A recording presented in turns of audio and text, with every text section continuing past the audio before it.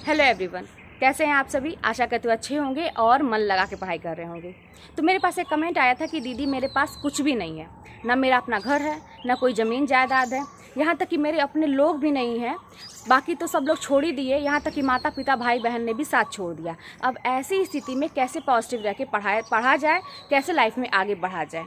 तो मैं इसके लिए एक बात बताऊँ आपको कि अब तो आप लोगों को ऐसे आप ही नहीं हैं, बहुत सारे लोग होंगे और बहुत सारे लोग हैं भी और सफल भी हुए हैं।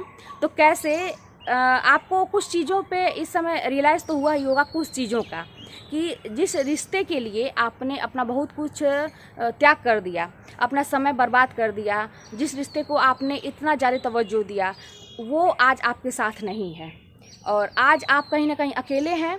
तो आप देख रहे होंगे कि कोई नहीं आ रहा है आगे आपको, नहीं कुछ से मतलब कुछ ना करे, लेकिन एक होता है ना कि मेंटली सपोर्ट करे, एक होता है ना कि चलो भाई कोई नहीं है तुम्हारे साथ, मैं हूँ। तो आप देख रहे होंगे कि इस समय आपके साथ कोई नहीं है। अब ऐसी स्थिति में क्या किया जाए, कैसे आगे बढ़ा जाए, यही सबसे बड़ा आपके लिए मतलब कहा जाए कि सुनहरा अवसर है। जैसे कहा जाता है ना कि लोहा जब गर्म होता है तो जब उसी पर वार किया जाता है तो वो आराम से जिस रूप में लोहार चाहता है उसे ढाल लेता है। तो इसीलिए ना आपकी ज़िंदगी में ये मोड़ इसीलिए आया, ये सबकी ज़िंदगी में होता भी नहीं है। आपकी ज़िंदगी में ये मोड़ इसलिए आया है कि आप कुछ अच्छा कर सकें इसमें। अब इसमें आप अपने साथ हैं, किसी के साथ नहीं है, आप अपने साथ हैं। बस आप अब अपने सपनों को साकार करने की कोशिश करिए। कैसे करिए कि उन चीज़ों को एकदम दिमाग से निकालने का प्रयास करिए और बस यही सोचिए, एक चीज़ सच्चाई जान लीजिए कि इस जीवन में कोई भी किसी का नहीं है। कभी भी उम्मीद ही मत रखिए। उम्मीद नहीं रखेंगे तो आप मान के चलेंगे कुछ दिन तकलीफ़ होती है, लेकिन आप देखेंगे कि आप अपने साथ हैं, अपने से उम्मीद कर रहे हैं कि हाँ मैं कुछ कर सकता हूँ, कुछ कर सकती हूँ, और आप वाकई में कर लेंगे। तो इस समय ना अपने इमोशन पर थोड़ा कंट्रोल करने की ज़रूरत है। अगर आप अपनी भावनाओं को बहुत ज़्यादा ना बिखरने मत दीजिए, उसको समेट के रखिए। सबके अंदर भावनाएं उठती हैं, तो जब यही सोचिए कि अगले व्यक्ति को नहीं पड़ी है तो फिर मुझे क्या पड़ी है, मैं अपना जीवन इस तरह से क्यों जाने दूं। अगर आपने कोई फॉर्म भरा है, आपके सामने एक मौका दिख रहा है, तो फिर आप अपना काम करिए। देखिए, ज़िंदगी हमेशा दो मौके देती है सबको। कहा जाता है ना कि हमेशा एक मौका, अगर आपके साथ कुछ खराब भी हो गया, दूसरा मौका आपके पास ज़रूर आता है, भगवान देते हैं। लेकिन आप अगर उसको भी चूक जाएंगे तो फिर इसमें न किस्मत को दोष दीजिए, न बाकी लोगों को दोष दीजिए। सारी की सारी गलती हमारी खुद की होती है कि हम दूसरे मौके को भी गंवा दिए और ऐसे चीज़ों के लिए गंवा दिए जिसका कोई मतलब नहीं है।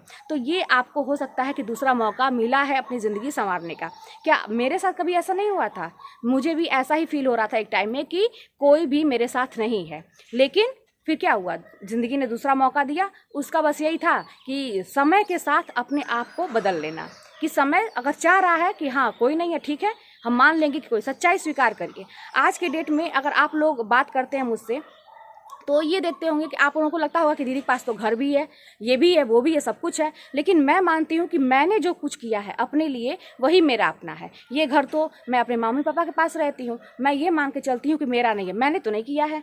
अपनी गाड़ी मैंने खरीदी है, अपनी लाइफ में बड़ा काम किया है। हाँ, बच्चे को पढ़ा लिखा रही हूँ, अपना खर्चा उठा रही हूँ, अपना खर्चा और तो बहुत पहले से ही मैं उठा रही हूँ, ट्यूशन कर करके, है ना। एक टाइम था बच्चे का खर्चा भी बहुत पहले से प्राइवेट स्कूल में पढ़ा के अपना खर्चा। मैं एक सच्चाई स्वीकार कर चुकी हूँ, मैं इतना जान चुकी हूँ कि मेरे हाथ पे 1 रुपया भी रखने वाला कोई नहीं है और इसका मुझे कोई दुख भी नहीं है। शुरू में थोड़ी उम्मीद रहती है, लेकिन बाद में ये सच्चाई मैंने स्वीकार कर लिया। और जब से ये सच्चाई स्वीकार किया है, आप मान लीजिए कि मैं इतनी सुखी हूँ, इतना ज़्यादा मुझे सुकून है कि यही लगता है कि भाई अपनी मेहनत करनी है और अपने कमाना है और उतने में ही हमको रहना है, किसी के आगे हाथ नहीं फैलाना है, कभी किसी से कर्ज नहीं लेना है। तो अभी मुझे भी एक सपना है कि मेरा एक अच्छा सा घर हो जाए, मैं करूँ अपने लिए खुद, अपने बच्चे के लिए खुद। अपने माँ बाप का खून मैं कब तक चूसती रहूँगी बताइए। शादी माँ बाप करते हैं, उसके बाद भी बोझ उठाएं तो नहीं अच्छा है ना। हम सबको भाई पढ़ा लिखा के इतना बड़ा कर दिए, अब हम लोग की जिम्मेदारी बनती है कि हम लोग कुछ करें और मतलब माँ बाप का बोझ कम कर सके। तो इसमें कोई बात नहीं है, आपके साथ जो भी सिचुएशन है आप उसको हैंडल करिए, सच्चाई स्वीकार करिए कि आपके लिए करने वाला कोई नहीं है। जो करेंगे आप अपने लिए खुद करेंगे। और एक चीज़ मैं और बता दूं कि भाई हम लोग मानते ही नहीं है इस चीज़ों को, सच्चाई को। भाई अकेले ही पैदा हुए हैं और एक दिन मर के चले जाना है, सब कुछ छोड़ के चले जाना है। ये मोह माया जो भी है ना, संबंध हैं, जो भी नाते रिश्ते हैं, सब छोड़ के यहीं चले जाना, अकेले ही जाना है। वहाँ पर हमारा कर्म ही डिसाइड करेगा कि कि हम कहाँ जाएंगे, क्या होगा, मतलब आगे की जो भी जर्नी होगी हमारा कर्म ही डिसाइड करेगा। अभी भी हमारा कर्म ही डिसाइड कर रहा है। तो आप यही सोच के रखिए कि हमें जो है ना, जो करना है अपने खुद करना है। तो चलिए, मेरे ख्याल से आपको आपका आंसर मिल गया होगा, और मिलते हैं नेक्स्ट वीडियो में। कोई भी बात होगी तो कमेंट के माध्यम से बताइएगा।